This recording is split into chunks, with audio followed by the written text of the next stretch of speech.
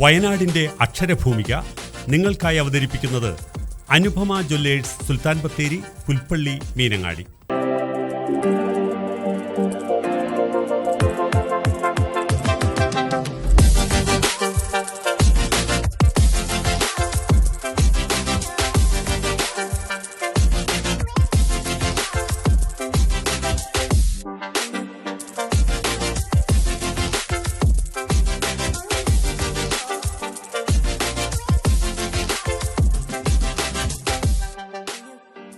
ഞാൻ സതിയോ സാവിത്രിയോ ആകാൻ ഇഷ്ടപ്പെടുന്നില്ല. അനീതിക്കും അതിക്രമത്തിനു മുന്നിൽ ഒരിക്കലും തലകുനിക്കില്ല. എല്ലാ വിവേചനങ്ങൾക്കുമെതിരെ പോരാടും. ഒരു അനീതിയും ചോദ്യം ചെയ്യപ്പെടാതെ പോവരുത്. കേവലം ഒരു കഥാപാത്രത്തിന്റെ വാക്കുകൾക്കപ്പുറം നിശ്ചയദാർഢ്യമുള്ള സ്ത്രീയുടെ പ്രതിജ്ഞ. അക്ഷരഭൂമികയിൽ പരിഭാഷ രംഗത്തെ തികഞ്ഞ വ്യക്തിത്വത്തിനുടമയായ കൃഷ്ണവേണിയെ പരിചയപ്പെടുത്തുമ്പോൾ മുൻപറഞ്ഞ വാക്കുകൾക്ക് പ്രാധാന്യമുണ്ട്. മറ്റ് ഭാഷാ സാഹിത്യങ്ങൾ വിവർത്തനങ്ങളിലൂടെ പരിചയപ്പെടുത്തുമ്പോൾ ലഭിക്കുന്നത് കേവലം സർഗാത്മകത മാത്രമല്ല, അന്യനാടിന്റെ സംസ്കാരവും ജീവിത തുടിപ്പുകളുമാണ്. ബാങ്കുദ്യോഗസ്ഥയായിരുന്ന കൃഷ്ണവേണി ജനിച്ചത് വയനാട്ടിലെ തൃശ്ശിലേരിയിലാണ്. പരിഭാഷയ്ക്കുള്ള EK ദിവാകരൻ പോറ്റി പുരസ്കാരം നേടിയിട്ടുള്ള എഴുത്തുകാരി ഇസഡോറ ഡങ്കന്റെ എന്റെ ജീവിതം, യവ് തുഷങ്കോയുടെ ആത്മകഥ, അമൃത പ്രീതത്തിന്റെ റവന്യൂ സ്റ്റാമ്പ്, കേറ്റ് പോപ്പിന്റെ ഉയിർപ്പ് തുടങ്ങി പ്രശസ്തരുടെ രചനകൾ പരിഭാഷപ്പെടുത്തി. വയനാടിന്റെ അക്ഷരഭൂമികയിൽ ഇന്ന് കൃഷ്ണവേണിയോടൊപ്പം.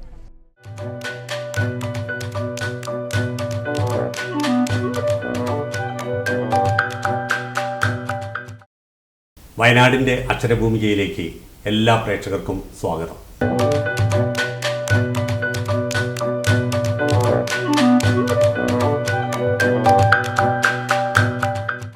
വയനാട്ടിലെ പ്രഗത്ഭരായിട്ടുള്ള എഴുത്തുകാരെയും വായനക്കാരെയും അതുപോലെ തന്നെ വായനശാലകളെയും പരിചയപ്പെടുത്തുന്ന അക്ഷരഭൂമിക എന്ന പരിപാടിയിൽ കഴിഞ്ഞ എപ്പിസോഡിൽ നിരവധി പേർ പങ്കെടുത്തു. ഇന്ന് വളരെ പ്രഗത്ഭയായ ഒരു എഴുത്തുകാരിയെ, ഒരു വിവർത്തകയാണ് ഇന്ന് പരിചയപ്പെടുത്തുന്നത്. വയനാടിൻ്റെ സ്വന്തം എന്നവകാശപ്പെടാവുന്ന കൃഷ്ണവേണി മേഡത്തിന് ഈ പരിപാടിയിലേക്ക് സ്വാഗതം. മേഡം, എനിക്ക് തോന്നുന്നത് നിരവധി പുസ്തകങ്ങൾ മേഡത്തിൻ്റേതായിട്ടുണ്ട്. എങ്കിൽ പോലും അതിൽ ഏറെയും വിവിധ ഭാഷകളിലുള്ള പുസ്തകങ്ങളുടെ വിവർത്തനമാണ്. എന്തുകൊണ്ടാണ് ഈ വിവർത്തന ശാഖയിലേക്ക് പ്രധാനമായും ശ്രദ്ധ തിരിക്കുവാനുള്ള കാരണം? സാധാരണ എഴുത്തുകാരെ പോലെ തന്നെ ഞാനും ആദ്യം കവിതകളും കഥകളും എഴുതിക്കൊണ്ട് തന്നെയാണ് തുടങ്ങിയത്. പക്ഷെ നമ്മുടെ വായനയുടെ ചക്രവാളങ്ങൾ വികസിക്കുമ്പോൾ എഴുത്ത് വളരെ അതിനുള്ള യോഗ്യത നമുക്ക് ശരിക്കും ഇല്ല എന്നുള്ളത് മനസ്സിലാകുകയും പിന്നെ ആ ഭാഷകളിലുള്ള വിപുലമായ സാഹിത്യം നമ്മുടെ ഭാഷയിലും വരണമെന്നുള്ള ആഗ്രഹം ഉണ്ടാവുകയും ചെയ്തിരുന്നു. അങ്ങനെ ആദ്യമായിട്ട് ഞാൻ ട്രാൻസ്ലേറ്റ് ചെയ്തത് ഖലീൽ ജിബ്രാൻ്റെ പ്രോഫറ്റാണ്. അത് പക്ഷേ വെളിച്ചം കണ്ടില്ല. അത് ഞാൻ വായനയുടെ ഒരു വഴി, അതായത് കൂടുതൽ നമ്മുടെ ഉള്ളിലേക്ക് ഉൾക്കൊള്ളാനുള്ള വഴിയാണ് പരിഭാഷ എന്ന് കരുതിക്കൊണ്ട് തന്നെയാണ് അത് ചെയ്തത്. ആ പരിഭാഷ വെളിച്ചം കണ്ടില്ല. അതിനുശേഷം സാർത്രൻ്റെ ഒരു കവിതയാണ് ആദ്യമായിട്ട് ട്രാൻസ്ലേറ്റ് ചെയ്ത് മലയാളത്തിലേക്ക് വന്നത്. ദ ഇൻവിൻസിബിൾ ഇൻസ്ക്രിപ്ഷൻ എന്നായിരുന്നു ആ കവിതയുടെ പേര്. അത് കീഴടക്കാനാവാത്ത വരികൾ എന്ന പേരിൽ സച്ചിദാനന്ദ മാഷ് അന്ന് തൃശ്ശൂരിൽ നിന്ന് ഇറങ്ങിയിരുന്ന ഒരു മാസികയിൽ അത് പബ്ലിഷ് ചെയ്ത് വന്നു. അതിനുശേഷം ആ ആന്തോളജിയിലും സച്ചിദാനന്ദ മാഷ് അത് ഉൾപ്പെടുത്തിയിരുന്നു.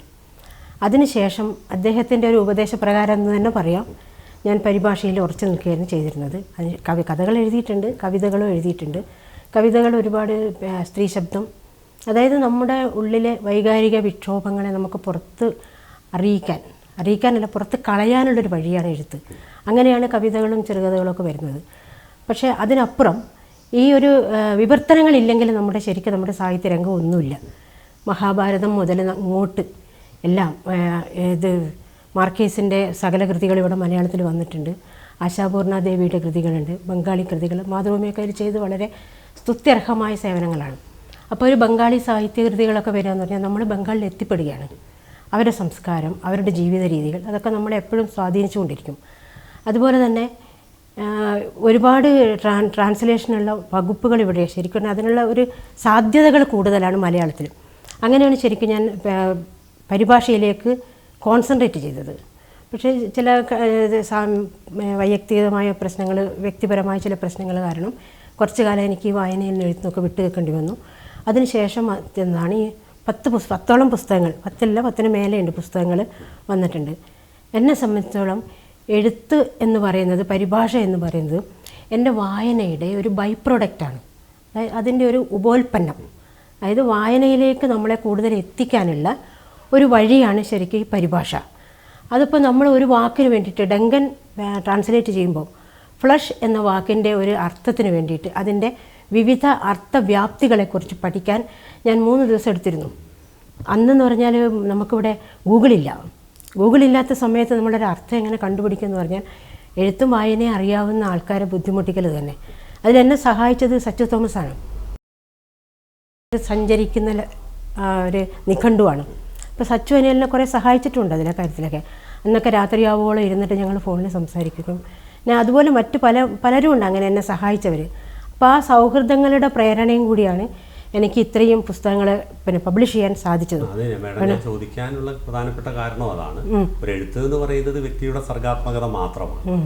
പക്ഷേ ഒരു വിവർത്തനം എന്ന് പറയുമ്പോൾ മറ്റൊരു വ്യക്തിയുടെ സർഗാത്മകതയെ അതിൽ ഒരു ഭാഗം പോലും ചോർന്നു പോകാതെ മറ്റൊരു ഭാഷയിലുള്ള വായനക്കാരന് പകർത്തി കൊടുക്കുക എന്നുള്ളതാണ്. അപ്പോൾ അത് ചെയ്യുക എന്ന് പറയുന്ന ഒരു ധൈര്യം വേണം എന്നുകൂടി വിശ്വസിക്കുന്ന ഒരു കാര്യം കൂടി ഞാൻ അതിൽ പറയട്ടെ. ഞാൻ പലപ്പോഴും എല്ലാ വേദികളിലും പറയുന്നൊരു കാര്യമുണ്ട്. കാരണം മിസ്റ്റർ വിനയൻ പറഞ്ഞത് വളരെ ആപ്റ്റായൊരു കാര്യമാണ്. കാരണം നമുക്ക് വേണമെങ്കിൽ എന്ത് വേണമെങ്കിലും നമുക്ക് എഴുതാം. പക്ഷേ ഒരാളുടെ ജീവിതത്തിലേക്ക് കടന്ന്, അത് ഒരാളുടെ ഒരു ജീവിതം മാത്രമല്ല, ദർശനം മാത്രമല്ല, ഒരു കാലഘട്ടമാണ്, വേറൊരു ഭൂമിയാണ്. ആ വേറൊരു ഭൂമികയിലേക്ക് കടന്നുകൊണ്ട്, അവരെ സംസ്കാരത്തിലേക്ക് കടന്നുകൊണ്ട് എഴുതുക എന്ന് പറയുമ്പോൾ നമ്മുടെ മുന്നിലിരിക്കുന്ന വായനക്കാരൻ എപ്പോഴും ബുദ്ധിയുള്ള ആളാണെന്നുള്ള ചിന്ത ഏതൊരു എഴുത്തുകാരനും ആവശ്യമാണ്. അപ്പോൾ അവരെങ്ങനെയായിരിക്കും ഈ വാക്ക് അത് തന്നെയാണോ? അതിൽ ഞാൻ ഏറ്റവും അനുഭവിച്ചത് ഡങ്കൻ ട്രാൻസ്ലേറ്റീവാണ്. കാരണം നമ്മൾ അറിയപ്പെടാത്ത എത്രയോ മനീഷികൾ അന്ന് യൂറോപ്പിലുണ്ടായിരുന്നു. അപ്പോൾ പ്രേക്ഷകരെ സംബന്ധിച്ചിടത്തോളം ഈ ഡങ്കൻ ആരാണ് എന്നുള്ളത് അറിയില്ല. അവർ അമേരിക്കൻ നർത്തകിയായിരുന്നു. അവർ അമേരിക്കയിൽ നർത്തകിയായിരുന്നിട്ട് അതായത് അവർ അമേരിക്കയിലേക്കാണ് അവർ കുടിയേറി പാർത്തിട്ട് അവർ പോകുന്ന വഴിക്ക് കപ്പലിൽ നിന്ന് കഴിച്ചത് വെറും തക്കാളി മാത്രമായിരുന്നു. ഒരു തക്കാളിപ്പെട്ടിയും കൊണ്ടാണ് അവരവിടെ എത്തുന്നത്. അവിടെ എത്തിയ ശേഷം അവർ നൃത്തമായിരുന്നു അവരുടെ സ്വപ്നം. ആ നൃത്തത്തിന് വേണ്ടിയിട്ട് സ്വന്തം ജീവിതം ഒഴിഞ്ഞു വെച്ചവരാണ്. പിന്നെ അവരുടെ കാഴ്ചപ്പാടുകൾ ഇന്നത്തെ ഏതൊരു ഫെമിനിസ്റ്റിൻ്റെ കാഴ്ചപ്പാടിനെയും വെല്ലുന്ന തരത്തിലാണ് അവരുടെ ജീവിത കാഴ്ചപ്പാടുകൾ. ഒരു തരത്തിൽ എന്നെ ജീവിതത്തിൽ പിടിച്ചു നിർത്തിയത് ഡങ്കൻ്റെ വായനയായിരുന്നു. ആ പുസ്തകം മൈ ലൈഫ് എന്നുള്ളൊരു ഇംഗ്ലീഷ് പുസ്തകമായിരുന്നു. അതെൻ്റെ ഒരു സുഹൃത്ത് എനിക്ക് വായിക്കാൻ സമ്മാനിച്ചതാണ്. അപ്പം ഞാൻ ചോദിച്ചത്, ഞാനത് ട്രാൻസ്ലേറ്റ് ചെയ്തോട്ടെ എന്ന് ചോദിച്ചു. നമുക്കത് പബ്ലിഷ് ചെയ്യാമെന്ന് പറഞ്ഞു. അങ്ങനെയാണത് ചെയ്യുന്നത്. ആ സമയത്ത് പിന്നെ എനിക്ക് അതിപ്പോൾ ഞാൻ പറഞ്ഞല്ലോ, എൻ്റെ ജീവിതത്തിനോട് അടുപ്പിച്ച് നിർത്തിയ എൻ്റെ വായനയാണ്. എത്ര പ്രാവശ്യം ഞാനത് വായിച്ചു എന്നറിയില്ല. അതിൽ പിന്നെ യുളീസസ് വരുന്നുണ്ട്. ഒരുവിധം അന്നത്തെ എഴുത്തുകാരും സാഹിത്യകാരന്മാരും സാംസ്കാരിക നായകന്മാരും ഈ ചാർലി ചാപ്ലിൻ്റെ ജീവിതം പോലെ തന്നെയായിരുന്നു അവരുടെ ജീവിതവും. അങ്ങനെ ആ ദാരിദ്ര്യത്തിൽ നിന്ന് വന്നിട്ട് ഏറ്റവും സമ്പന്നത മേടിക്കാമായിരുന്നിട്ടും ജീവിത മൂല്യങ്ങളായിരുന്നു അവർ വളരെ മഹത്തായി കണ്ടിരുന്നത്. അത് ശരിക്കും അവരെയൊന്നും ആർക്കും അനുകരിക്കാനാവാത്ത പ്രതിഭകളാണ് ശരിക്കും. അപ്പോൾ അവരുടെ വായന അവരെ ശരിക്കും മനസ്സിലാക്കിയിട്ടില്ല ആൾക്കാർ. അത് ഞാനിപ്പോഴും പറയുന്നത്, അന്നത്തെ ഒരു സ്ത്രീയുടെ അവസ്ഥയിൽ നിന്ന് സാമ്പത്തികം പോകട്ടെ, സാംസ്കാരികമായ അവസ്ഥയിൽ നിന്ന് സ്ത്രീ ഇപ്പോഴും ഒരു വസ്തു മാത്രമായിട്ട് നമ്മുടെ സമൂഹത്തിൽ ജീവിക്കുന്നത്. അതെന്ത് പറഞ്ഞാലും ശരി, അത് ശരിയാണത്. ഒരു വസ്തു മാത്രമായിട്ടാണ് സ്ത്രീ ജീവിക്കുന്നത്. ശരിക്കും ഡങ്കൻ ഒരു പുരുഷനായിരുന്നെങ്കിൽ, അമൃത പ്രീതം ഒരു പുരുഷനായിരുന്നെങ്കിൽ, അങ്ങനെ പലതും ആയിരുന്നെങ്കിൽ എന്നുള്ള കുറേ കൺസെപ്റ്റുകൾ ഉണ്ട് അവിടെ. പക്ഷേ അതായത് ഞാൻ ട്രാൻസ്ലേറ്റ് ചെയ്ത മുഴുവനും എന്നെ സ്വാധീനിച്ച പുസ്തകങ്ങൾ മാത്രമാണ്. ഏതെല്ലാം ഭാഷകളിൽ നിന്നുള്ള കൃതികൾ? എല്ലാം ഇംഗ്ലീഷിൽ നിന്ന് തന്നെ വരുന്നത്. ഇംഗ്ലീഷിലേക്ക് വന്ന് നമ്മൾ ചെയ്യാണ്. അപ്പോൾ ഒരു ചൊല്ല് തന്നെയുണ്ട്, വിവർത്തനത്തിൽ നഷ്ടപ്പെടുന്നത് എന്തോ അതാണ് കവിത. പക്ഷേ അത് ചെയ്യുക എന്ന് പറഞ്ഞാൽ നമുക്കെന്ത് വേണമെങ്കിൽ എഴുതാം. പക്ഷെ അത് ചെയ്യുമ്പോൾ നമുക്ക് കൂടുതൽ അത് വളരെ റിസ്കി ആയിട്ടുള്ളൊരു ജോലിയാണ്. അതിന് ഒരുപാട് പ്രതിബന്ധങ്ങളുണ്ട്. പിന്നെ നമ്മളത് ചെയ്തില്ലെങ്കിൽ, ഞാൻ പറഞ്ഞല്ലോ, നമ്മുടെ മുന്നിലിരിക്കുന്ന ഒരു കൊച്ചുകുട്ടി പോലും നമ്മളെക്കാളും ബുദ്ധിപരമായി മുന്നിലാണെന്ന് സങ്കല്പിച്ചാൽ മാത്രമേ നമുക്കത് ചെയ്യാൻ പറ്റുള്ളൂ. ഇപ്പോൾ മുന്നിലിരിക്കുന്നവരൊക്കെ വിഡ്ഢികളാണെന്ന് നമുക്ക് കരുതാൻ പറ്റില്ല. എല്ലാവരും നമ്മളെക്കാളും ബുദ്ധിയുള്ള ആൾക്കാരാണ്, നമ്മളെക്കാളും വകതിരിവും അറിവുള്ളവരാണ്. അപ്പോൾ വിവർത്തനത്തെ സംബന്ധിച്ചിടത്തോളം അതിലെ അംശങ്ങൾ ചോർന്നു പോകാതിരിക്കാൻ വിവർത്തനത്തിൽ തന്നെ പല ഭാഗങ്ങളുണ്ട്. ഇപ്പോൾ ആശയവിവർത്തനമുണ്ട്, പദാനുപദ വിവർത്തനമുണ്ട്, വാക്യാനുവാക്യമുണ്ട്. അപ്പോൾ സത്യത്തിൽ ഈ പദാനുപദ വിവർത്തനമൊക്കെ ബൈബിൾ വിവർത്തനങ്ങളിലെ ഒരു കാലഘട്ടത്തിൽ മാത്രമേ ഉപയോഗിച്ചിട്ടുള്ളൂ. അധികവും മേഡം ആശയവിവർത്തനം തന്നെ ആയിരിക്കും അല്ലേ ഇത്? ഡങ്കൻ കുറേ പദാനുപദമുണ്ട്, കുറേ ആശയവിവർത്തനമുണ്ട്. കാരണം ഒഡീസിയൊക്കെ അതിൻ്റെ അതേ ഭാഷയിൽ, ഒഡീസി ഒറിജിനലിലുള്ള ഒഡീസി ശരിക്കും ഷേക്സ്പിയൻ ലാംഗ്വേജിലാണ് വരിക. അത് നമുക്ക് ഒരു മഷായ സാറിനോട് അത് പറയേണ്ട കാര്യമില്ല. ഒരു ഷേക്സ്പിയൻ ലാംഗ്വേജ് നമുക്ക് ട്രാൻസ്ലേറ്റ് ചെയ്യാൻ വളരെ വിഷമമാണ്. അല്ലെങ്കിൽ അതുല്യ പ്രതിഭകളൊക്കെ ആയിരിക്കണം. അപ്പോൾ അവരെ പോലെയൊന്നും അല്ലാത്തത് കൊണ്ട് തന്നെ എനിക്കത് വളരെ സംക്ഷിപ്ത രൂപങ്ങൾ അതായത് ഒരു ഡങ്കൻ ചെയ്യുമ്പോഴും യവ്തുഷങ്കോന് ചെയ്യുമ്പോഴും ഒക്കെ നമ്മൾ ചെയ്യുന്നതെന്ന് വെച്ചാൽ ഒരു പുസ്തകത്തിൽ നിന്ന് വേറൊരു പുസ്തകത്തിലേക്ക് ചെല്ലും. ഒരു ട്രാൻസ്ലേഷന് വേണ്ടി നമ്മൾ കുറേ പുസ്തകങ്ങൾ വായിക്കേണ്ടി വരും. അങ്ങനെയൊക്കെ ഒരുപാട് നമുക്ക് കുറേ ലോകങ്ങൾ തുറന്നു തരും ഒരു പരിഭാഷ. അതാണ് ഞാനതിൽ ഒരു വളരെ പോസിറ്റീവായൊരു കാര്യം കണ്ടതും. അല്ല, വിവർത്തനം അത് തന്നെയാണ്. കാരണം ഞാൻ ആദ്യം സൂചിപ്പിച്ച പോലെ തന്നെ ഒരു കൃതി അതിൻ്റെ പൂർണ്ണ രൂപത്തിലേക്ക് കിട്ടുക എന്നുള്ളതാണ്. പക്ഷേ ഒരിക്കലും വിവർത്തനം പൂർണ്ണമാകില്ല എന്നുള്ളതാണ് വിവർത്തക ചിന്തകന്മാർ പോലും പറയുന്നത്. കാരണം ഇപ്പോൾ ഒരു ഭാഷയിൽ നിന്നുള്ളത് ഇംഗ്ലീഷിലേക്ക് വിവർത്തനം ചെയ്യുമ്പോൾ തന്നെ അതിൽ പല ഭാഗങ്ങളും ചോർന്നു പോയിട്ടുണ്ടാകും. അതിനുശേഷമാണ് നമ്മൾ ഇതിലേക്ക് വരുന്നത്. പക്ഷേ നമ്മളുടെ കയ്യിൽ കിട്ടിയ പുസ്തകത്തെ നമ്മൾ എത്രമാത്രം 100% അതിൻ്റെ വിവർത്തനത്തിലേക്ക് അത് ഡിപ്പെൻസ്. കാരണം നമുക്ക് ശരിക്കും എഴുത്തിനെ ശരിക്കും പലപ്പോഴും ഒരു ചിത്ര ആവിഷ്കാരമായിട്ട് ബന്ധപ്പെടുത്താം. ചില ചിത്രങ്ങൾ വെറും വരകൾ മാത്രമാണ്. അതിപ്പോൾ നിങ്ങൾക്ക് ഇവിടെ നോക്കിയാൽ മനസ്സിലാവും. ചിലത് പക്ഷേ വെറും പെയിൻറ്റിങ്ങുകൾ, കാണാൻ പെട്ടെന്നൊന്നും അറിയാത്തവർക്ക് വെറും പെയിൻറ്റിങ്ങുകൾ ഒഴുകുന്നതാണ്. ചിലർ ഈ കലിഗ്രഫി ആണെങ്കിൽ വെറും അക്ഷരങ്ങൾ മാത്രമാണ്. അങ്ങനെയൊക്കെ വരുമ്പോൾ കാണുന്നവരുടെ ദൃഷ്ടിക്കനുസരിച്ചിട്ട് അതിൻ്റെ വ്യാഖ്യാനങ്ങൾ മാറും. പിക്കാസോനെ മനസ്സിലാക്കണമെങ്കിൽ ഞാൻ പിക്കാസോയെ വായിക്കുന്നത്, പിക്കാസോയുടെ ചരിത്രം വായിക്കുന്നത് ശരിക്കും ഞാൻ ഡിഗ്രി സ്റ്റുഡൻ്റ് ആയിരിക്കുമ്പോഴാണ്. അപ്പോൾ എനിക്കെൻ്റെ സംശയങ്ങൾ തീരുകയുണ്ടായിരുന്നില്ല, ഒന്നും തീരുന്നുണ്ടായിരുന്നില്ല. അപ്പോൾ അറിവുള്ളവരോട് ഞാനിങ്ങനെ ചോദിച്ചുകൊണ്ടിരിക്കുകയായിരുന്നു. പക്ഷേ ഇങ്ങനെ ഒരു പൊതു സമൂഹത്തെ അഡ്രസ്സ് ചെയ്യുമ്പോൾ എനിക്ക് പറയാൻ വളരെ വ്യക്തമായൊരു കാര്യമുണ്ട്. പരിഭാഷയ്ക്ക് ശരിക്കും പറഞ്ഞാൽ ഇവിടെ സാഹിത്യത്തിലൊരു സ്ഥാനവും കാണാറില്ല. പരിഭാഷകൻ്റെ പേര് അടുത്ത കാലത്താണ് പുസ്തകത്തിൻ്റെ കവർ പേജിൽ വന്നു തുടങ്ങിയത്. അതിന് വളരെയധികം അജിറ്റേഷൻ ഉണ്ടായതിന് ശേഷമാണ്. ഒരു പരിഭാഷകൻ എഴുത്തുകാരനേക്കാളും ഒരുപടി മുന്നിലാണെന്നേ ഞാൻ പറയുള്ളൂ. ഞാൻ ഒരു പരിഭാഷ ചെയ്യുന്ന ആൾ മാത്രമായിട്ട് അതുകൊണ്ട് പറയുകയല്ല. അത് മാത്രമല്ല, ഞാൻ എഴുതാറുണ്ട്. എഴുത്തിൽ തന്നെ ഉറച്ചു നിന്നിരുന്നെങ്കിൽ കുറച്ചും കൂടെ നന്നായിട്ട് ചെയ്യാൻ പറ്റും എന്നുള്ളൊരു വിശ്വാസം എനിക്കുണ്ട്. അപ്പോൾ ആ തരത്തിൽ പരിഭാഷകൻ അല്ലെങ്കിൽ ഒരു പരിഭാഷ ചെയ്യുന്ന ഒരാൾ, അതിപ്പോൾ ആണായാലും പെണ്ണായാലും, അവർക്ക് വേണ്ടത്ര പരിഗണന നമ്മുടെ സാഹിത്യരംഗം കൊടുക്കാറില്ല. പ്രശസ്തിയല്ല ഞാൻ ഉദ്ദേശിക്കുന്നത്. ആ രീതിയിൽ പുസ്തകങ്ങൾ വിറ്റുപോകും. പക്ഷേ ഇതാരാണ് ചെയ്തത്? ഇതിപ്പോൾ ഒരു അമൃതപ്രീതത്തിൻ്റെ ലൈഫ് ഹിസ്റ്ററി എന്ന് മാത്രമേ പറയുള്ളൂ, ഡങ്കൻ്റെ ലൈഫ് ഹിസ്റ്ററി മാത്രമേ പറയുള്ളൂ. ഇതാര് ചെയ്തു അല്ലെങ്കിൽ എങ്ങനെ ചെയ്തു എന്ന് ആരും അന്വേഷിക്കാറില്ല. അപ്പോൾ ഇപ്പോഴേ അടുത്ത കാലത്താണ് സാഹിത്യ അക്കാദമി പോലും ഒരു അവാർഡ് പറഞ്ഞത്. അതുതന്നെ അതൊരു സ്പോൺസേർഡ് അവാർഡാണ്. അതല്ലാതെ പരിഭാഷയ്ക്ക് വേണ്ടിയിട്ട്, അതായത് പരിഭാഷ സത്യം ഞാൻ പറഞ്ഞല്ലോ, മഹാഭാരതം മുതൽ ഇങ്ങോട്ട് എല്ലാ പരിഭാഷകളും നമ്മുടെ സാഹിത്യരംഗത്തെ പോഷിപ്പിച്ചിട്ടുണ്ട്. മേഡം പറഞ്ഞത് വളരെ വലിയൊരു സത്യമാണ്. കാരണം ഈ പരിഭാഷകൾ ഉണ്ടായിരുന്നില്ലെങ്കിൽ നമ്മുടെ സാഹിത്യം പോലും വളരില്ലായിരുന്നു, ഒന്നും ഉണ്ടാവില്ലായിരുന്നു. കാരണം നമ്മുടെ വ്യത്യസ്ത സംസ്കാരങ്ങൾ, വ്യത്യസ്ത ജീവിതക്രമങ്ങൾ, വ്യത്യസ്ത ജീവിതാനുഭവം, ഇതെല്ലാം ഒരു ഭാഷയിൽ ഉണ്ടാകുന്നു, അതിങ്ങോട്ട് വരുന്നു. അപ്പോൾ ഈ സംസ്കാരങ്ങൾ തമ്മിലുള്ളൊരു ബന്ധപ്പെടലൊക്കെ ഇത്തരം പുസ്തകങ്ങളുടെ വിവർത്തനം കൊണ്ട് തന്നെയാണ്. അപ്പോൾ അതുകൊണ്ട് തന്നെ പരിഭാഷാരംഗം ഏറ്റവും പ്രധാനപ്പെട്ടതാണ് എന്ന് വിശ്വസിക്കുന്ന ഒരാളാണ് ഞാനും. കാരണം വിവർത്തനമൊക്കെ എടുക്കുന്ന ഒരാൾ കൂടിയാണ്. അപ്പോൾ ഞാൻ ചോദിക്കുന്നത്, നിരവധി പുസ്തകങ്ങളാണ്, കാരണം വലിയ പുസ്തകങ്ങളാണ്. ഇവാൾഡ് ഫ്രിസാറുടെ എനിക്ക് സമയമുണ്ടായിരുന്നെങ്കിൽ, ആ പുസ്തകവും ഇപ്പോൾ ഏത് ഭാഷയിൽ നിന്നായിരുന്നു എന്നുള്ളതും. അത് ഇവാൾഡ് ഒരു സ്ലോവേനിയനാണ്. സ്ലോവേനിയൻ അദ്ദേഹം സ്ലോവേനിയൻ ഭാഷയിലിടുന്ന പുസ്തകം ഇംഗ്ലീഷിലേക്ക് പോയി, ഇംഗ്ലീഷിൽ നിന്നാണ് ഇങ്ങോട്ട് വരുന്നത്. പക്ഷേ ഈ പുസ്തകത്തിൻ്റെ പരിഭാഷയുടെ സമയത്ത് ഇവാൾഡ് ഫ്ലിസറുമായിട്ട് എനിക്കൊരു വ്യക്തിപരമായ ബന്ധം ഉണ്ടാക്കാനും ഞങ്ങൾ സംസാരിക്കാനും, പക്ഷേ അദ്ദേഹത്തിൻ്റെ ഇംഗ്ലീഷും എൻ്റെ ഇംഗ്ലീഷും വലിയ വ്യത്യാസമുണ്ട്. അപ്പോൾ അത് തമ്മിൽ എങ്ങനെയായാലും നമുക്ക് പറയാനുള്ളത് കാര്യങ്ങൾ അറിയാമല്ലോ. അങ്ങനെ പറഞ്ഞുകൊണ്ട് അദ്ദേഹത്തിൻ്റെ അഭിപ്രായങ്ങളും അല്ലെങ്കിൽ അതെന്തായിരുന്നു അന്ന് അദ്ദേഹം ഉദ്ദേശിച്ചത് എന്നൊക്കെ വളരെ വ്യക്തമായി പറയാൻ കഴിഞ്ഞുകൊണ്ട് എനിക്ക് തോന്നുന്നുണ്ട് അതിൽ കൂടുതൽ കളയാൻ പറ്റിയിട്ടില്ല. അതായത് കളച്ചിൽ വന്നിട്ടില്ല, പോകൽ വന്നിട്ടില്ല, അതിൽ ചോർന്നു പോയിട്ടില്ല എന്ന് തന്നെയാണ് ഞാൻ കരുതുന്നത്. അതുപോലെ തന്നെയാണ് സീത, നന്ദന റെഡ്ഡിയുടെ. നന്ദന റെഡ്ഡി, സ്നേഹലത റെഡ്ഡി ഇംഗ്ലീഷിൽ എഴുതിയൊരു സ്നേഹലത റെഡ്ഡിനെ കുറിച്ച് അറിയാമല്ലോ. ഒരേ ഒരു പുസ്തകം മാത്രമേ, ഒരേ ഒരു നാടകം മാത്രമേ അവർ എഴുതിയിട്ടുള്ളൂ, ഒരേ ഒരു പുസ്തകം തന്നെ. അത് അടിയന്തരാവസ്ഥ കാലത്ത് ആ സമയത്തൊക്കെ ജയിലിൽ അടയ്ക്കപ്പെടുകയും പിന്നീട് മരിച്ചു പോവുകയും ചെയ്തു. നന്ദന റെഡ്ഡി അവരുടെ മകളാണ്. പിന്നെ ഈ നാടകം, സീത എന്നുള്ള നാടകം മാത്രമേ ഉള്ളൂ അവരുടേതായിട്ടുള്ളത്. സീത നാടകം ചെയ്യുമ്പോഴാണ് ഞാൻ ദ്രൗപദിയിലേക്ക് എത്തുന്നത്. സീതയും ദ്രൗപദിയും തമ്മിലുള്ള താരതമ്യങ്ങളും അവരുടെ ചേർച്ചകളും ചർച്ചയില്ലായ്മകളും അതെനിക്ക് പഠിക്കണം തോന്നി. അങ്ങനെ ഒരുപാട് എന്നെ ഇവിടെ വയനാട്ടിലുള്ള അസീസ് മാഷ പോലെയുള്ള ആൾക്കാരൊക്കെ എന്നെ ഒരുപാട് സഹായിച്ചിട്ടുണ്ട്. സീതയെക്കുറിച്ച് ഞാൻ പഠിച്ചു. സീത പഠിച്ചെന്ന് ഞാൻ പറയുന്നില്ല, കാരണം പഠനം ഒരിക്കലും അവസാനിക്കുന്നില്ല. അപ്പം സീതയെക്കുറിച്ച് ഞാൻ കുറേ വായിച്ചു. അപ്പം പിന്നെ മഹാഭാരതത്തിലേക്ക് അങ്ങനെ ചെന്നു, ദ്രൗപദിയുടെ അടുത്തേക്ക് ചെന്നു. ദ്രൗപദി ചെന്നപ്പോൾ ആ മഹാഭാരതത്തിലെ സ്ത്രീകളൊക്കെ അനുഭവിച്ചവർ മാത്രമായിരുന്നു. ഈവൻ സത്യവതി മുതൽ ഉത്തര വരെയുള്ളവരുടെ പുസ്തകം മാത്രമാണ് സത്യവതി മുതൽ. അതെൻ്റെ മൗലികമായൊരു കൃതിയാണ്, മൗലികമായൊരു എഴുത്താണ്. അത് പിന്നെ ശരിക്കും അതെനിക്ക് തൃപ്തിയായിട്ടില്ല. അതിൽ വരുന്നത് കൃഷ്ണനെക്കുറിച്ചും അവരുടെ തലമൂത്ത ആളുണ്ടല്ലോ അവരെക്കുറിച്ചുള്ളൊരു വലിയ ലേഖനങ്ങളും കൂടി ചേർത്തുകൊണ്ടാണ് ആ പുസ്തകം എഴുതുന്നത്. വിവർത്തനത്തെക്കുറിച്ച് പറയുമ്പോൾ ഒരു നല്ല വാക്യമുണ്ട്, വിവർത്തകൻ ഒരു എഴുത്തുകാരനാണെങ്കിൽ വിവർത്തനം ഏറ്റവും സുന്ദരമാകും. അപ്പോൾ ഞാൻ മേടത്തിൽ കാണുന്നു അത് തന്നെയാണ്.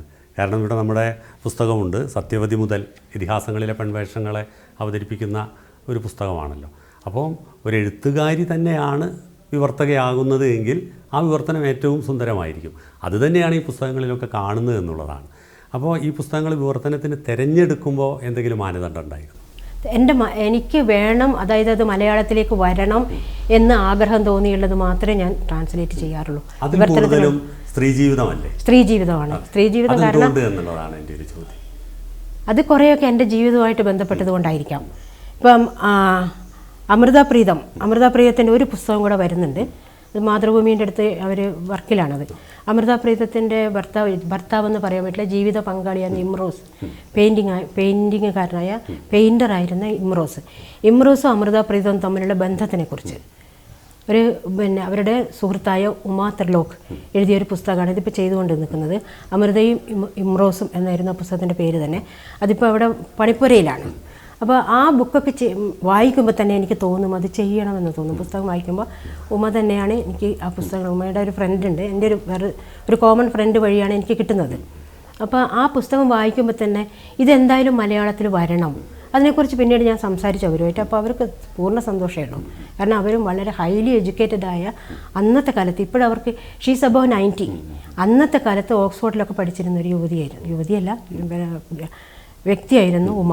അപ്പോൾ ഉമയ്ക്ക് അങ്ങനെയൊന്ന് തോന്നണമെന്നുണ്ടെങ്കിൽ അതിൻ്റേതായ എന്തെങ്കിലും ഒരു വാല്യൂ ഉണ്ടാവുമല്ലോ ശരിക്കും. അപ്പോൾ അങ്ങനെയാണ് പുസ്തകങ്ങളിലേക്ക് വരുന്നത്. പലപ്പോഴും പിന്നെ അരികു ജീവിതങ്ങൾ നമ്മൾ പറയുന്നത് സത്യത്തിൽ പറഞ്ഞാൽ ഒരു ആദിവാസിയേക്കാളും മോശമാണ് ഒരു സാധാരണ സ്ത്രീ ജീവിതം. സത്യമാണത്. ഞാൻ ഈ പുസ്തകങ്ങളെ വിവർത്തനം ചെയ്ത പുസ്തകങ്ങളിൽ പലതും നമ്മളതിൻ്റെ ആഴങ്ങളിലേക്ക് ചെല്ലുമ്പോൾ ഒരുപക്ഷെ മാഡം തന്നെ അത് അംഗീകരിക്കുന്നതാണ് എനിക്ക് തോന്നുന്നത്. ഈ സ്വതന്ത്രയായി ജീവിക്കുന്ന ഒരു സ്ത്രീയുടെ കാര്യങ്ങളിലേക്കാണത് വരുന്നത്. എന്തുകൊണ്ടൊക്കെയോ ജീവിത പരാജയങ്ങളോ അല്ലെങ്കിൽ അങ്ങനെ ഒരു സ്ത്രീ പുരുഷനും ഒരു ബാധ്യതയുടെ പേരിൽ ഒന്നിച്ചു പോകേണ്ട ആവശ്യമില്ല എന്നൊക്കെയുള്ള തോന്നലുകൾ ഉള്ള കുറച്ച് പേരുടെ രചനകളാണ് അല്ലെങ്കിൽ ആത്മകഥകളാണ് വിവർത്തനം ചെയ്തത്. തീർച്ചയായിട്ടും ഡങ്കൻ പുസ്തകം പബ്ലിഷ് ചെയ്തിട്ട് 100 വർഷം കഴിഞ്ഞു. 100 വർഷത്തിന് അന്നും ഇന്നും സ്ഥിതിഗതികൾ ഒരുപോലെയാണ്. ചെറിയ മാറ്റങ്ങൾ നമ്മൾ കാണുന്നുണ്ട്. ഇപ്പോൾ പറഞ്ഞതുപോലെ പെൺകുട്ടികൾ ഇപ്പോൾ വിവാഹത്തിനോട് വിമുഖരാണ്. എന്തുകൊണ്ട്? അതൊക്കെ വളരെ ചോദ്യം അർഹിക്കുന്നത്. കാരണം ഉത്തരം അർഹിക്കുന്ന ചോദ്യങ്ങൾ തന്നെയാണ്. എന്തുകൊണ്ടാണ് സംഭവിക്കുന്നത്? ഈ കുടുംബം അതൊരു ഇൻസ്റ്റിറ്റ്യൂഷനാണ്, ഒരു ഓഫീസ്. അപ്പോൾ അത് വളരെ തന്ത്രപൂർവ്വം അല്ലെങ്കിൽ കാപട്യങ്ങളിലൂടെ നടത്തി കൊണ്ടുപോകേണ്ട ആവശ്യമുണ്ടോ എന്ന് ചോദിക്കാൻ തുടങ്ങിയിട്ട് കുറച്ച് കാലമായി. അപ്പോൾ അന്യോന്യം ഇഴുകിച്ചേർന്ന് ജീവിക്കുന്നവരല്ലെങ്കിൽ ഇങ്ങനെയൊരു ബന്ധത്തിൻ്റെ അതാണ് ഇവിടെ അമൃതാപ്രീതത്തിൻ്റെ പുതിയ പുസ്തകത്തിനെക്കുറിച്ച് ഞാൻ പറഞ്ഞു വന്നത്. അപ്പോൾ ഇമ്രോസും അമൃതയായിട്ടുള്ള ബന്ധം അങ്ങനെയായിരുന്നു. ഇമ്രോസ് അമൃതയെക്കാളും 15 വർഷം ചെറിയ മനുഷ്യനായിരുന്നു, പ്രായം കുറഞ്ഞ മനുഷ്യനായിരുന്നു. പക്ഷേ അവർ തമ്മിലുണ്ടാവുന്ന ഒരു യോജിപ്പ്, അല്ലെങ്കിൽ അവരുടെ അഭിപ്രായങ്ങൾ തമ്മിലുണ്ടാകുന്ന ഒരു യോജിപ്പ്, അമൃതയെ സ്നേഹിക്കുക എന്ന് പറഞ്ഞാൽ വളരെ വിഷമമാണെന്ന് അവരുടെ പഴയ പ്രണയിതാവ് തന്നെ പറഞ്ഞിരുന്നു. അതൊരു സത്യമായ കാര്യം തന്നെ. കാരണം റവന്യൂ സ്റ്റാമ്പും കൂടെ ഞാൻ ചെയ്തുകൊണ്ടാണ് എനിക്കത് മനസ്സിലാവുന്നത്. അപ്പോൾ അവരുടെ സൗഹൃദങ്ങൾ മുഴുവനും അങ്ങനെയായിരുന്നു, അമൃതയുടെ സൗഹൃദങ്ങളും. അപ്പോൾ ഒരു സ്ത്രീ ഭാരതത്തിൽ മാത്രമല്ല ലോകത്തിലെ സ്ത്രീകളുടെ മുഴുവനും ഫെയ്റ്റാണിത്. ഞാൻ ആഫ്രിക്കൻ പെൺകഥകൾ ട്രാൻസ്ലേറ്റ് ചെയ്തിരുന്നു. കുറേ പെൺകഥകൾ ട്രാൻസ്ലേറ്റ് ചെയ്തപ്പോൾ എന്നെ വളരെ ടച്ച് ചെയ്തൊരു കഥയുണ്ട്. അമീന എന്നാണ് അവരെ വിളിക്കുന്നത്, വലിയ നീളമുള്ള പേരാണ്, ആഫ്രിക്കക്കാരുടെ പേരാണല്ലോ. അമീനയുടെ ഒരു കൃതിയുണ്ട്, പേ പാക്കറ്റ്, ശമ്പളപ്പൊതി എന്നാണ് ഞാനത് ട്രാൻസ്ലേറ്റ് ചെയ്തിരുന്നത്. അതായത് ഈ ശമ്പളപ്പൊതിക്ക് വേണ്ടിയിട്ടാണ് ഇവളെ ഭർത്താവും അച്ഛനും ഇവിടെ ജീവിക്കാൻ സമ്മതിക്കുന്നത് തന്നെ. അവസാനം ഇത് ഡോറ വാതിൽ തുറന്നു പോയിട്ടില്ലേ പണ്ട്, അതുപോലെ അവൾ ആ വീട്ടിൽ നിന്ന് ഇറങ്ങിപ്പോവാണ്. എനിക്ക് എൻ്റെ ശമ്പളം എൻ്റെതാണെന്ന് പറഞ്ഞുകൊണ്ട്. അപ്പോൾ ഒരു സ്ത്രീ വേണ്ട, ഒരു ഒപ്പം ജീവിക്കുന്ന ഒരു മനുഷ്യ സ്ത്രീ അല്ലെങ്കിൽ ഒരു സഹജീവി എന്നുള്ളൊരു കാരുണ്യമെങ്കിലും കാണിച്ചില്ലെങ്കിൽ ഈ സ്ഥാപനത്തിന് നിലനിൽപ്പുണ്ടാവില്ല. അതൊരു സത്യമാണ്. കാലങ്ങളിലൂടെ അതിൻ്റേതായ അപജയങ്ങളുണ്ടാവും. ചിലപ്പോൾ അത് നല്ലതായിരിക്കാം, ചിലപ്പോൾ ചീത്തയായിരിക്കാം. അപ്പോൾ അത് പലപ്പോഴും എന്നെ സ്വാധീനിച്ചിട്ടുണ്ട്. പിന്നെ ഒരുപാട് കാലം ഞാൻ കോടതിയും കേസുമായിട്ടൊക്കെ നടന്നതാണ്. അപ്പോൾ കോടതികളിൽ വരുന്ന കേസുകൾ ഒരു സാധാരണക്കാരനെ വല്ലാതെ ബാധിക്കും. പുരുഷൻ അവിടെ നിന്നിട്ട് അടുത്ത കല്യാണത്തെക്കുറിച്ച് ആലോചിക്കുമ്പോൾ ഇവിടെ 18 കൗമാരം കടന്നിട്ടില്ലാത്ത പെൺകുട്ടി വയറ്റിലൊന്നും ഒക്കത്തൊന്നായിട്ട് നിന്നിട്ടാണ് ജീവിതത്തിന് വേണ്ടിയിട്ട് കരയുന്നുണ്ടാവുക. കേസുകൾ വന്നത് 2005 നിയമത്തിന് ശേഷമാണ്. അതിന് മുന്നേ ഇതുണ്ടായിരുന്നില്ലേ? ഇന്ന് തന്നെ എത്ര പേര് സഹിച്ച് ജീവിച്ചിരിക്കുന്നുണ്ടാവും? കണ്ടതിനേക്കാൾ കൂടുതൽ അണിയറയത്തുണ്ടാവുമെന്നാണ് ഞാൻ വിശ്വസിക്കുന്നത്. അതിന് പലപ്പോഴും എനിക്കാണെങ്കിലും ശരിക്കും മറ്റുള്ളവരെന്ത് വിചാരിക്കും എന്നുള്ളൊരു തോന്നലുണ്ട്. പിന്നെ ഇതൊക്കെ സ്വാഭാവികമായിട്ട് ഇങ്ങനെ തന്നെയാണ്, പെണ്ണങ്ങനെയാണ് ജീവിക്കേണ്ടതെന്നുള്ളൊരു തോന്നലുണ്ട്. അതിലല്ലാതെ കാണുമ്പോൾ നമുക്കത് ഭയങ്കര സന്തോഷമുള്ളതായി തോന്നും. അങ്ങനെയാണ് ഞാൻ ഇങ്ങനത്തെ ഒരു എഴുത്തിലേക്ക് മാറി വന്നത്. അതുപോലെ തന്നെയാണ് പിന്നെ യവത്തുഷങ്കോൻ്റെ കവിതകൾ. ഒരു കാലത്ത് എന്തായാലും ഞങ്ങൾ യുവജനങ്ങളെ വളരെയധികം സ്വാധീനിച്ചൊരു കവിയായിരുന്നു യവത്തുഷങ്കോ. അദ്ദേഹം ജീവിതത്തിനെയും എഴുത്തിനെയും എങ്ങനെ കണ്ടു, അതാണ് യവത്തുഷങ്കോൻ്റെ ആത്മകഥയുടെ പേര് തന്നെ പ്രിക്കോക്ഷ്യസ് ഓട്ടോബയോഗ്രഫി എന്നാണ്. പ്രിക്കോക്ഷ്യസ് അധ്യാപകനായ സാറിനോട് ചോദിക്കാം, പ്രിക്കോക്ഷ്യസ് എന്നുള്ളതിനൊരു തത്തുല്യമായ മലയാള പദം ഇല്ല. അതുകൊണ്ടാണ് വെറും യവത്തുഷങ്കോയുടെ ആത്മകഥ എന്നുള്ള പേരിട്ട് വിളിച്ചതും. കാരണം അവിടെയാണ് ഈ 2 സംസ്കാരങ്ങൾ തമ്മിലുള്ള വ്യത്യാസം വരുന്നത്. എൻ്റെ എഴുത്ത്, അതായത് കലയ്ക്ക് വേണ്ടി എന്നുള്ളൊരു ഒരു കാലത്ത് ഒരു ഭയങ്കര സംഭവമായിരുന്നല്ലോ, കലയ്ക്ക് വേണ്ടിയോ അല്ല ജീവനത്തിന് വേണ്ടിയോ എന്നുള്ളതാണ്. അപ്പോൾ അതിൽ എൻ്റെ എഴുത്ത് വായിച്ചിട്ട് ആർക്കും ഒരു ഉപകാരം ഇല്ലെങ്കിൽ, ഈ അതിദാരിദ്ര്യത്തിലായിരുന്നു അന്ന് എഴുത്ത്. അദ്ദേഹം തെംസ് നദിയുടെ തീരത്തിലിരുന്നിട്ട് ആ പൈസ മുഴുവനും പുഴയിലേക്ക് വലിച്ചെറിയുന്ന യവത്തുഷങ്കോൻ്റെ ചിത്രം പണ്ടും മനസ്സിലുണ്ടായിരുന്നു. അങ്ങനെയാണ് അതിലേക്ക് വരുന്നത്. അപ്പോൾ വളരെ ഞാനങ്ങനെ അത്ര വലിയ എഴുത്തുകാരിയല്ല, അല്ലെങ്കിൽ എഴുത്തങ്ങനെ മനസ്സിൽ പുസ്തകങ്ങൾ, അക്ഷരങ്ങൾ എനിക്കിഷ്ടമാണ്. എൻ്റെ വായനയുടെ ഇന്നും എനിക്ക് പുസ്തകങ്ങളില്ലാതെ ജീവിക്കാൻ പറ്റില്ല. എൻ്റെ ജീവിതത്തിൻ്റെ പല ഘട്ടങ്ങളിലും രക്ഷിച്ചത് പുസ്തകങ്ങളാണ്, അതുപോലെയുള്ള സൗഹൃദങ്ങളാണ്.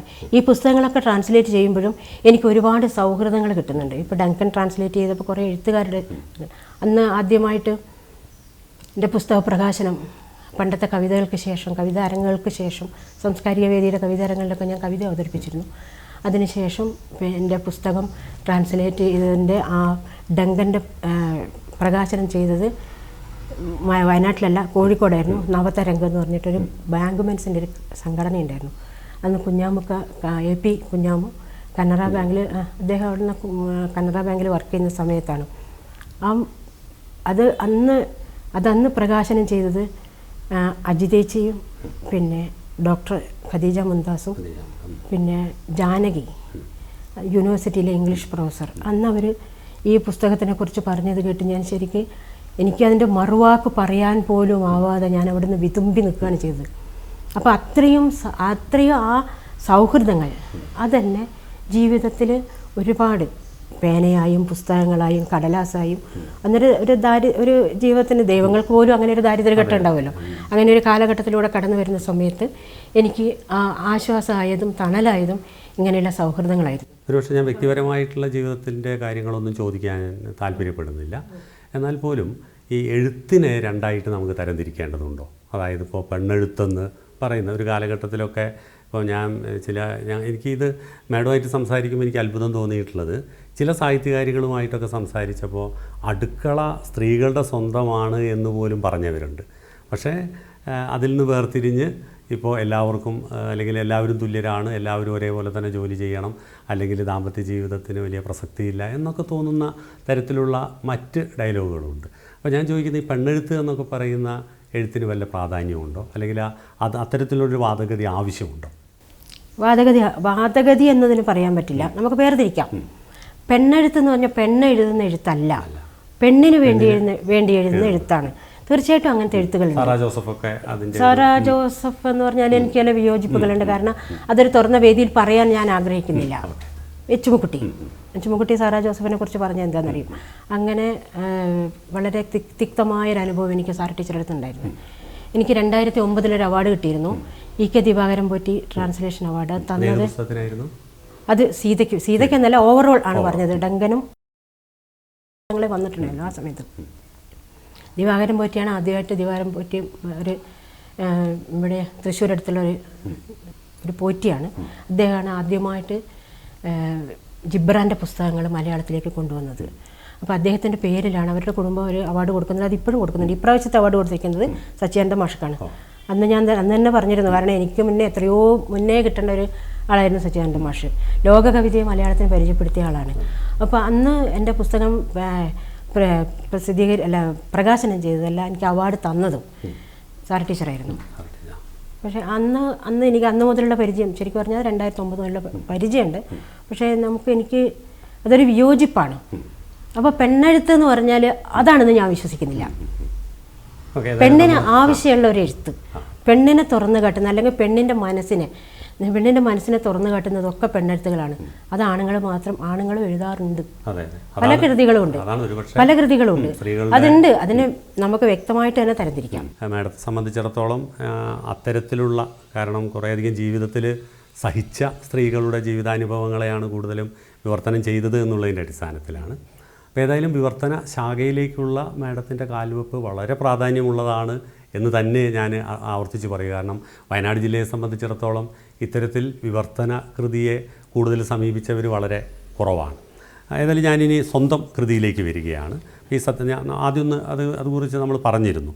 ഈ ഇതിഹാസങ്ങളിലെ പെൺഭാവങ്ങൾ, സത്യവതി മുതൽ എന്ന് പറയുന്ന ഈ ഒരു കൃതിയിൽ നിരവധി പേരെ, പ്രത്യേകിച്ച് സത്യവതിയും ഗാന്ധാരിയും അതുപോലെ തന്നെ കുന്തിയും ദ്രൗപദിയും ഇടുംബിയും അടക്കമുള്ള നിരവധി പേരെ കൊണ്ടുവന്നു. ഇവരൊക്കെ ആധുനിക കാലഘട്ടത്തിലെ സ്ത്രീകളുമായിട്ട് ബന്ധിപ്പിക്കാൻ കഴിയുന്ന കഥാപാത്രങ്ങളാണ്. തീർച്ചയായിട്ടും അതെ.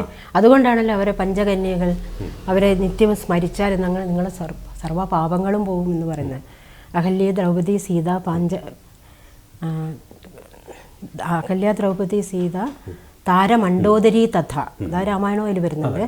പഞ്ചകന്യാ സ്മരേ നിത്യം സർവ്വ പാപ വിനാശനം എന്നാണ്. ഇവരെക്കുറിച്ചൊന്ന് മനസ്സിൽ വിചാരിച്ചാൽ പിന്നെ നിങ്ങളുടെ പാപങ്ങളൊക്കെ തീരുന്നതാണ് പറഞ്ഞത്. അപ്പോൾ അവർ ജീവിച്ച കാലഘട്ടത്തെക്കുറിച്ച് തന്നെയാണ് ആ ഒരു വരിയിൽ നമ്മൾ മനസ്സിലാക്കുന്നത്. അവരൊരിക്കൽ സഹനത്തിൻ്റെ, ത്യാഗത്തിൻ്റെ, അല്ലെങ്കിൽ തൻ്റെ ഇടത്തിൻ്റെ രൂപങ്ങളായിരുന്നു. സത്യവതിയും മത്സ്യങ്ങളുടെ ലോകത്ത് നിന്നാണ് മത്സ്യഗന്ധിയായ സത്യവതി സ്വന്തം ചാരിത്രം പണയം വെച്ചിട്ടാണ് രാജാവിൻ്റെ അടുത്ത് എത്തിപ്പെടുന്നതും പിന്നെ ഒരു വഴി വരുന്നതും അതിലൊക്കെ. പക്ഷേ എന്നിട്ട് പോലും രാജസിംഹാസനത്തിലേക്ക് സ്വന്തം മക്കളെ എത്തിക്കാൻ അവരൊരുപാട് പണിപ്പെടേണ്ടി വന്നിട്ടുണ്ട്. വയനാട്ടുകാരിയായിട്ടുള്ള ഒരു എഴുത്തുകാരി, അതിനേക്കാളുപരി നിരവധി പുസ്തകങ്ങൾ വിവർത്തനം ചെയ്ത് മലയാളത്തിലെ വായനക്കാർക്കായിട്ട് നൽകിയിട്ടുള്ള ആ ഒരു കഴിവ്, അത് നിസ്സാരമല്ല. അത് വെറുതെ മാഡത്തെ മുന്നിലിരുത്തിക്കൊണ്ട് പറയുന്ന ഒരു കാര്യമല്ല. നമ്മൾ ആദ്യം സൂചിപ്പിച്ചത് തന്നെ, വിവർത്തനം എന്ന് പറയുന്നത് വളരെ ബുദ്ധിമുട്ടുള്ളൊരു കാര്യമാണ്. അപ്പോൾ ഇനിയും നിരവധി ഭാഷകളിലുള്ള വിവർത്തന കൃതികൾ മലയാളികൾക്കായിട്ട് മാഡത്തിൻ്റെ കയ്യിൽ നിന്ന് കിട്ടട്ടെ എന്നാഗ്രഹിക്കുന്നു. ഒപ്പം തന്നെ മൗലികമായ കൃതികളും, പ്രത്യേകിച്ചും വയനാടിൻ്റെ ചരിത്രം രേഖപ്പെടുത്തിയിട്ടുള്ള നിരവധി പുസ്തകങ്ങളുണ്ട്. പക്ഷേ അതിനേക്കാളെല്ലാം ഉപരിയായിട്ട് സർഗാത്മകതയുടെ പുതിയ പുതിയ തലങ്ങൾ മാഡത്തിൽ നിന്നുണ്ടാകട്ടെ എന്ന് ആശംസിക്കുകയാണ്, ആഗ്രഹിക്കുകയാണ്. ഞങ്ങൾക്ക് വേണ്ടി ഒരു ഇൻ്റർവ്യൂ തന്നതിലുള്ള സന്തോഷം രേഖപ്പെടുത്തുന്നു. തീർച്ചയായും. മലനാടെന്ന് പറഞ്ഞാൽ ഞാൻ മുട്ടിൽക്കാരിയാണ്. 84 മുതൽ ഞാൻ മുട്ടിലുണ്ട്. അപ്പോൾ ഞാൻ അന്നവരൊക്കെ വലിയ ആൾക്കാരായി പോയിട്ടുണ്ടാകും. അപ്പോൾ എൻ്റെ നാട്ടിൽ നിന്ന് തന്നെ ഇങ്ങനെ ഒരു ഇതിൽ എനിക്ക് പങ്കുചേരാൻ കഴിഞ്ഞതിൽ വളരെ സന്തോഷമുണ്ട്. പിന്നെ നമുക്ക് പറയാനുള്ള 2-3 കാര്യങ്ങൾ എനിക്ക് പറയാൻ പറ്റി. അതൊക്കെ പറയാൻ കഴിഞ്ഞു. അത് തന്നെ ഒരു സന്തോഷമുണ്ട് അതിൽ. പിന്നെ വായനയുടെ ബൈ പ്രൊഡക്റ്റായിട്ട്, അല്ലെങ്കിൽ അതിൻ്റെ ഉൽപ്പന്നങ്ങളായിട്ട് പുസ്തകങ്ങൾ വരുന്നതിൽ സന്തോഷം തന്നെയുള്ളൂ. പിന്നെ അതിന് കഴിയട്ടെ എന്നുള്ളൊരു സ്വയം പ്രായമേറും തോറും നമുക്ക് ആശങ്കകൾ കൂടും എന്ന് പറയാം. പിന്നെ എല്ലാവർക്കും നല്ലത് വരട്ടെ, എല്ലാവർക്കും ധാരാളം വായിക്കാനാവട്ടെ. അങ്ങനെ ഒരു അവസരം എനിക്കുണ്ടാക്കി തന്നതിന് മലനാടിനോടും പ്രത്യേകിച്ച് വിനയ മാഷോടും കൂടെ വന്നവരോടും ഒക്കെ എനിക്ക് നന്ദിയുണ്ട്. പിന്നെ മാത്രമല്ല, ഏറ്റവും വലിയ സന്തോഷം എന്ന് വെച്ചാൽ ഒരു എഴുത്തുകാരിയായി അംഗീകരിക്കപ്പെടുക എന്നുള്ളത്, പുസ്തകമായിട്ട് ബന്ധപ്പെടുന്ന ഒരു വായനക്കാരിയാവാനാണ് എനിക്കിഷ്ടം. എന്നാലും അങ്ങനെ ഒരു അംഗീകാരം നിങ്ങൾ തന്നതിലും ഏറെ സന്തോഷമാണ്. അത് വെറുതെ കിട്ടിയ ഒരു അംഗീകാരമല്ല. ഏതായാലും വളരെ സന്തോഷത്തോടു കൂടിയാണ് കൃഷ്ണവേണി എന്ന് പറയുന്ന എഴുത്തുകാരിയെ, വിവർത്തകയെ നമ്മൾ പരിചയപ്പെട്ടത്.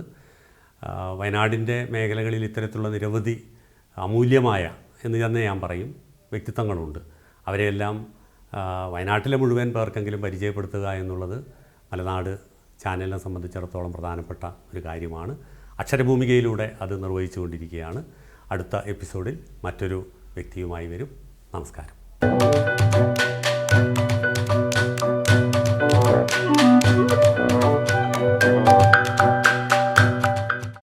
വയനാടിൻ്റെ അക്ഷരഭൂമിക നിങ്ങൾക്കായി അവതരിപ്പിക്കുന്നത് അനുപമ ജ്വല്ലേഴ്സ്, സുൽത്താൻ ബത്തേരി, പുൽപ്പള്ളി, മീനങ്ങാടി.